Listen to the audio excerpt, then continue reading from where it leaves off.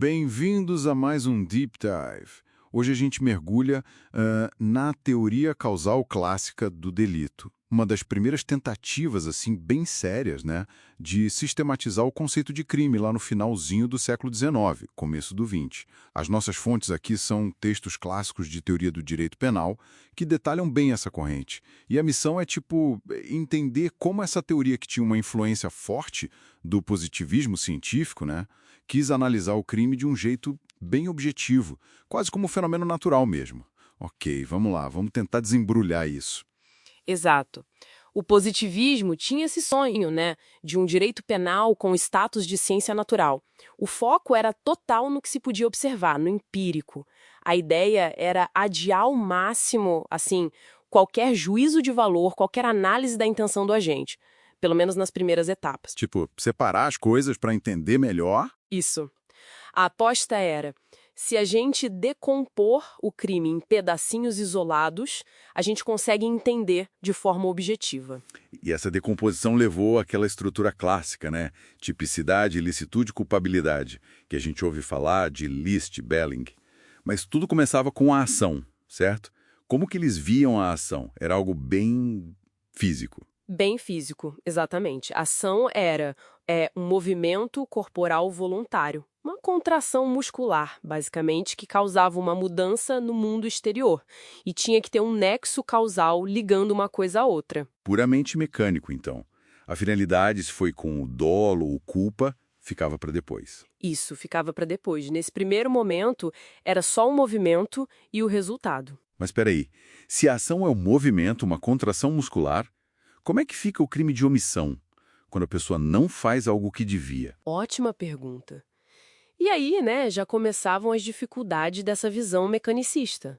Sofria para explicar a omissão ou até crimes que não têm um resultado físico tão claro. E como eles tentavam resolver? Bom, o Belling até tentou uma explicação meio artificial, sabe? Falou em distensão muscular para omissão, como se o não contrair o músculo fosse a ação negativa. Soa meio forçado mesmo. Pois é, porque o ponto-chave da omissão não é o músculo relaxado, né? É a violação de um dever de agir, algo normativo, não só físico. Entendi. Bom, seguindo a estrutura. Depois da ação vinha a tipicidade, que foi uma grande contribuição do Belling, né? Como era essa etapa? Um checklist frio assim? Exatamente essa a ideia.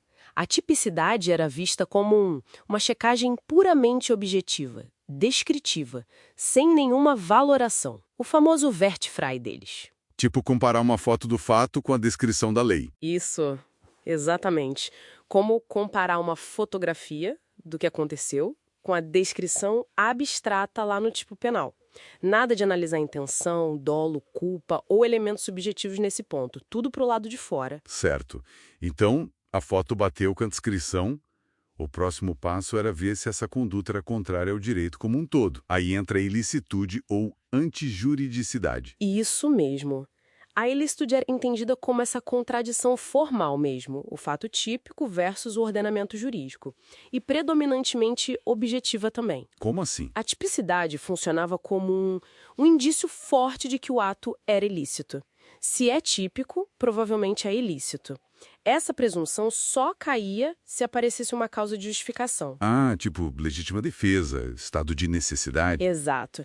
Mas mesmo essas causas de justificação, os requisitos delas eram analisados de forma bem objetiva também. Foco no aspecto externo da situação. Ok, até agora tudo parece muito externo, né?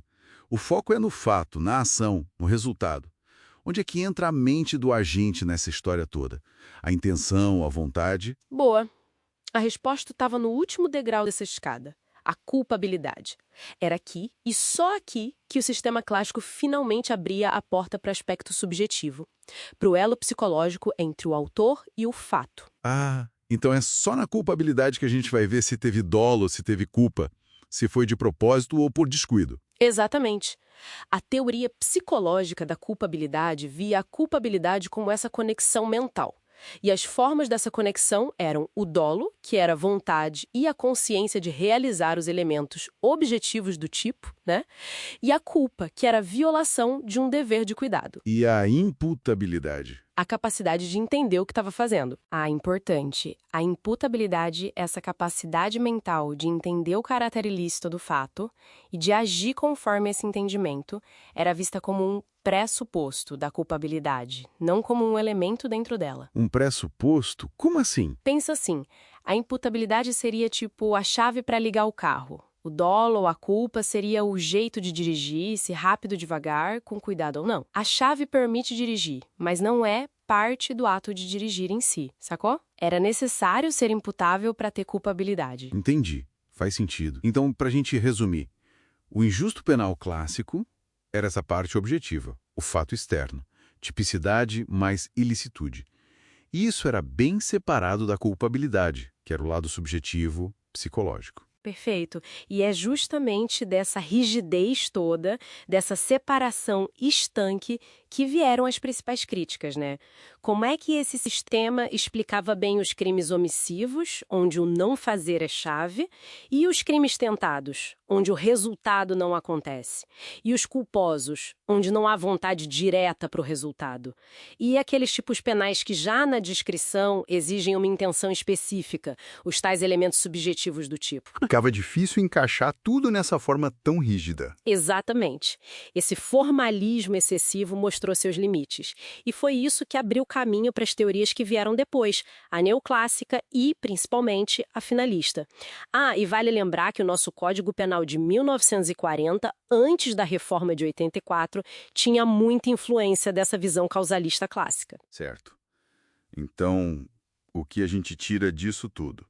A teoria causal clássica foi essa tentativa, talvez um pouco radical, né, de trazer uma objetividade quase científica para o direito penal, separando de forma muito clara o fato externo, o injusto, da mente do agente, a culpabilidade. Isso. E olha, embora hoje seja considerada superada, entender o sistema causal clássico é fundamental, não tem como pular. É a base sobre a qual toda a evolução da teoria do delito depois se construiu, seja para concordar, complementar ou para criticar mesmo. É o ponto de partida histórico. Com certeza. E fica aqui talvez uma provocação final para a gente pensar. Até que ponto é realmente possível, ou até desejável, né, analisar um ato humano, ainda mais um crime que é algo tão complexo, separando de um jeito tão radical a ação externa da intenção interna? Será que essa busca por uma objetividade científica no direito penal não corre o risco de simplificar demais a própria complexidade humana? Fica aí para a gente refletir.